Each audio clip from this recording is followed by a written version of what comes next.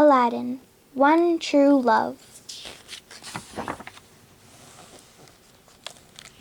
Aladdin, Princess Jasmine, and Jasmine's tiger Raja were relaxing in the palace courtyard when they heard a familiar voice.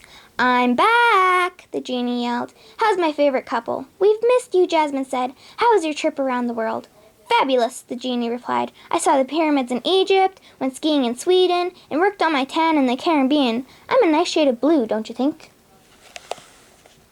A spark flew from the genie's finger, and soon Aladdin and Jasmine were surrounded by gifts from every country the genie had visited. He'd brought a special surprise for Aladdin, a kangaroo from Australia. "Whoa, little guy," Aladdin said as the kangaroo bounced over his foot. But the animal didn't stop. It kept hopping until it leapt over the palace wall. "Hey, hold on!" Aladdin yelled. He turned to Jasmine. "I'd better go catch it." "Be careful," the genie yelled as Aladdin took off. "Kangaroos know how to box."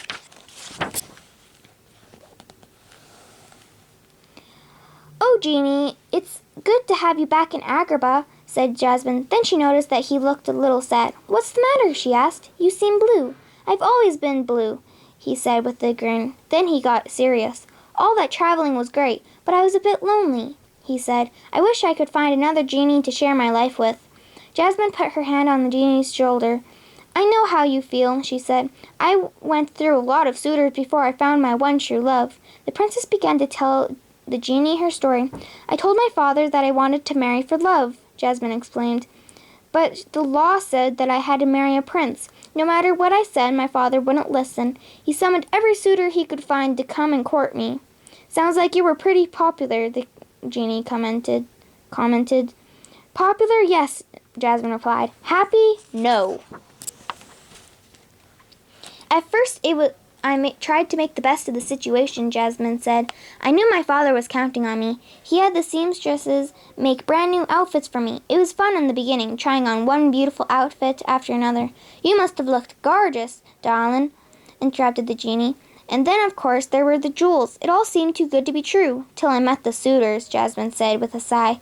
"Then I wasn't so excited."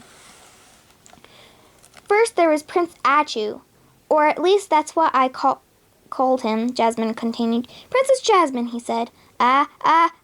Choo! It's so, achoo! Nice to meet you." The genie laughed. "Was he allergic to you?" he asked. "Not me," said Jasmine. "Just my perfume, the throne room, and everything in the palace. I couldn't take it, so I sent him packing." He sneezed his way out the door.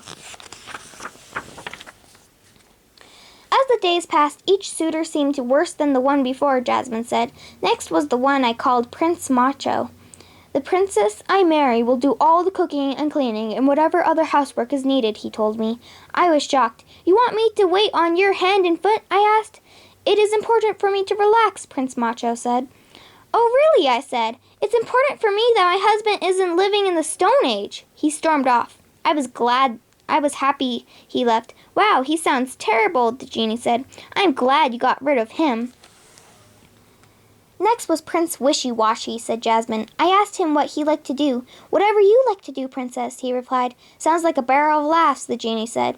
Jasmine smiled. I asked him what he liked to eat. "Whatever you eat, princess," he replied. So I decided to have a little fun. I told him we were having roasted ant pittas with ranch hummus for lunch. He turned green and left the room. "Princess, I'm shocked," the genie said, laughing. She smiled at him impishly. Well, at least he made up his mind about something. I was happy with his decision. Just when I had almost lost hope, I met Aladdin, Jasmine said. "He rescued me from an angry street vendor after I took an apple for a hungry child. Then, with your help, Genie, he turned himself into a prince and came to my balcony." "Yeah, Al never looked better," the genie said. It wasn't how he looked, Genie. It was what he said. He told me that he understood I wasn't a prize to be won, and that I should be able to decide who I want to marry. Then he took me on the most wonderful ride on the magic carpet, and true love blossomed." Jasmine smiled happily, then looked over at the genie. He was bowing like a baby. Genie, what's wrong?" the princess asked. "That was the sweetest story I've ever heard," the genie said between sobs. Jasmine laughed and became a bit embarrassed. "Genie, you can find the same happiness that Aladdin and I share. I just know your special genie is out there." "Really?" asked the genie. "Yes, really," Jasmine replied. Just then, Aladdin showed up with the kangaroo. You were right, Genie. That kangaroo has a strong right punch, he said, holding his arm. No time to talk, Al, said the genie, rushing past. I've got a genie to find, and not a thing to wear. What's with him? Aladdin asked Jasmine. He wants to have what we have, the princess replied with a smile. True love.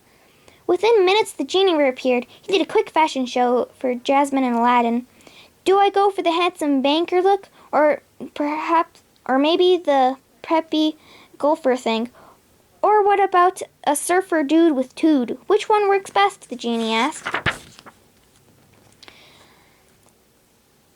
You want someone to like you for who you are.